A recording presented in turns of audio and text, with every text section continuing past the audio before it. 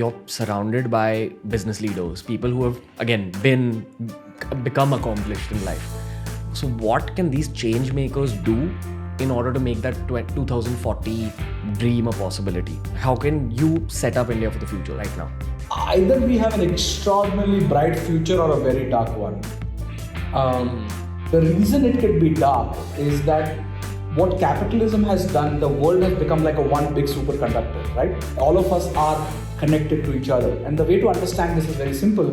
A joke becomes popular instantly, right? Like everybody knows about the joke. Saying the joke next day also is not cool because everybody's heard it already, right? So the world is super hyper connected and everything is just spreading very, very fast. And because of that, when innovations come, they spread very, very fast as well, right? And sometimes they take away jobs, right? And when we are not prepared for that change quickly, the skills that we have will be irrelevant very quickly. So in 2050, if we are not careful, it's going to be chaos. Look, I think we have complex situations and we should set good goals. And the fact is that 1.3 billion, if we can get our consumption up, yes. But we've got lots of challenges. What do you mean get our consumption up? No, meaning if everyone gets more money in their pocket and if they consume, just 1.3 billion people consuming even fraction more can get us technically to being a good economy. Bharat की सरकार को बहुत सारे काम करने हैं इस समय. हमारे को इंडस्ट्रियल नेटवर्क क्लस्टरिंग करनी पड़ेगी. चाइना में हर चीज़ के लिए शहर बना हुआ है. आपको मोबाइल का अलग शहर है, लाइट्स का अलग शहर है, कपड़ों का अलग शहर है. इंफ्रास्ट्रक्चर पे पैसा बहुत सरकार को खर्च करना पड़ेगा. Today we're body shopping as a country, right? I mean, we're a country where people come to us and if you can do something at a cheaper price, that has to stop. Which means that we need to create originality, we need to be creators and not just job handlers. Go to any ancient Indian temple which is 1,000 years old, maybe north or south, there are similar looking pillars. But do you know one thing? Every pillar has got a different design. It is not mass production. So coming back, what happened, innovation is something which is ingrained in us. We are already natural innovators. In between, we are actually being told not to innovate. Because of the fear psychology of the foreign rulers. I feel like if we play a few things right now, we can be like a powerhouse for a lot of different things. Like you can be a content powerhouse if we play it right.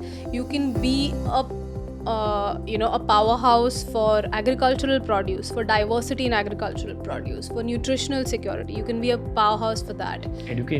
Education, possibly, but a lot of changes are needed right now. If you don't play things right now, then it's very difficult. Because if you're not training your children right, if you're not teaching them how to read, if you're not teaching them how to question, if you're not letting them play and fall and get hurt, तो वो सब build होता है.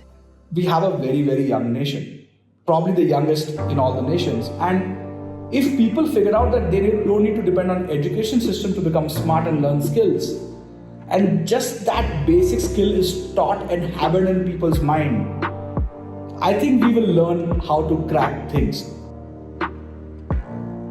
और I think it's time for India. India is going to certainly pick up. India में बहुत ज़्यादा possibilities बढ़ चुकी हैं इस समय.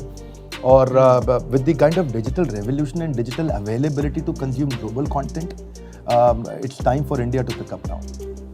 I genuinely believe we'll be a superpower by 2050. I think the question for us, what kind of superpower will we be? The jobs of tomorrow will require people to be good communicators. Okay. In some form or the other, good storytellers. Okay. Because that's how you're going to get the attention. But you know what is happening is that there is something called as soft power. So one is economical power. What's economical power? I can make money out of it. So if you do this particular broadcast, maybe you'll get likes, you'll get video ads out of it. That's the economic model. But can you use the same platform to actually educate people? Or are we going to be the kind of superpower that we were in the first millennium common era, where we never sent an army abroad, but yet more than 50% of the world Indianized themselves because they just found us so cool and attractive. Only once we sent an army outside the Indian subcontinent, that was Rajain Chola. Otherwise, we never sent an army to conquering. But we sent traders, we sent intellectuals, we sent storytellers, we'll send YouTubers, right? India is capable of being the teaching capital of the world. Okay. I think technology-wise, enough of us being the cost arbitrage guys where people come to us for being the low cost model. We can innovate. And I think in these fields of health and education, the whole world is at par. It's not like any nation is 5 years ahead, 15 years ahead, and 20 years ahead, which it is in many other aspects. I remember Mukesh Ambani actually coming to Mumbai University, and he was there as a chief guest of a convocation ceremony. It was actually for me a very different outlook of a businessman. He said, till now we were focusing on oil, OIL, because Reliance is petroleum and that's their major cash cow, or cash flow comes from oil, the petroleum part of it. But then today he said data is the next oil. And believe me, the world cannot exist without Indian data. Because you're talking 1/6 of the billion people here. बहुत important चीज़ है समझना कि business को बड़ा करने के लिए ज़्यादा मैन पावर नहीं, ज़रा टेक्नोलॉजी चाहिए आपको. टेक की अडेप्टेबिलिटी है वो अभी आएगी. दूसरा, प्लेटफॉर्म ड्रिवन बिजनेसेस बढ़ जाएंगे. प्लेटफॉर्म ड्रिवन बिजनेस वो है जहाँ पे कनेक्टिंग द अनकनेक्टेड, यानी कि जो लोग कनेक्टेड नहीं थे आपस में अपने उनको भी कनेक्ट कर दिया. I mean, as internet is reaching more people, you can see more regional people not just creating content, bringing out their problems as well. So 20 years ago, we had the advantage of being that generation that defined Indian professionalism through an IT culture. And today we rule the world through the IT. I mean, you go across any country, we Indians are there in the IT field. Your generation will be in the data field, the digital infrastructure. Rule it and rule it nicely.